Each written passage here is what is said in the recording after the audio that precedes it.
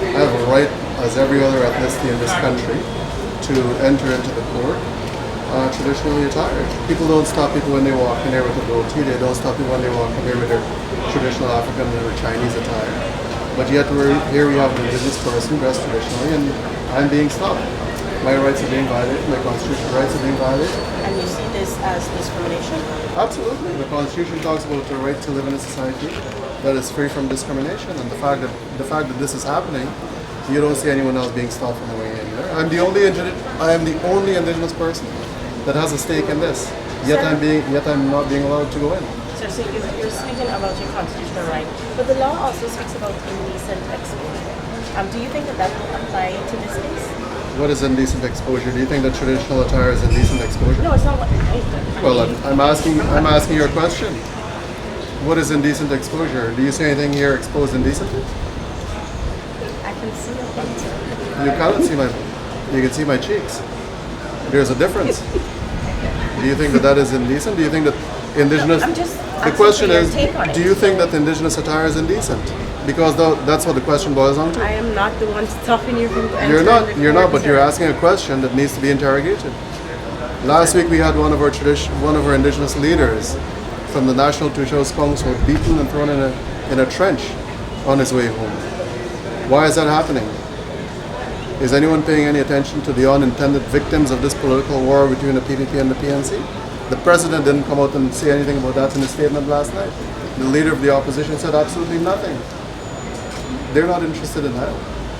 The people that end up suffering the most are the ones like myself, because look at where I'm standing and look at who's in the court.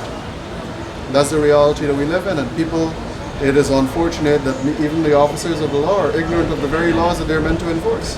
Are you at all concerned that you might be arrested if you don't move from the court? Arrested on what grounds is the question? I'm seeing the officers closing in, but Well, that's fine, let them close in, but arrested on what grounds? I have every right to be here as every single person in that court. The Constitution guarantees me that right. So on what grounds would I be arrested? That's the big question. so you intend to stay the course? I came here because I have a stake in that case that is being heard. I'm the only indigenous leader of a political party. The indigenous peoples continue to be marginalized. We continue to be thrown in trenches, and yet no political leader speaks on our behalf. As elected leaders, some of them in themselves are being threatened. Why should we not have a stake or have a say in what goes on in there? Why should we not be party to that? There's a reason why we formed a political party.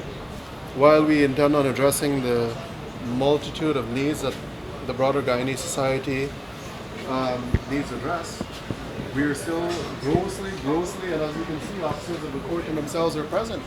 We are still grossly discriminated against.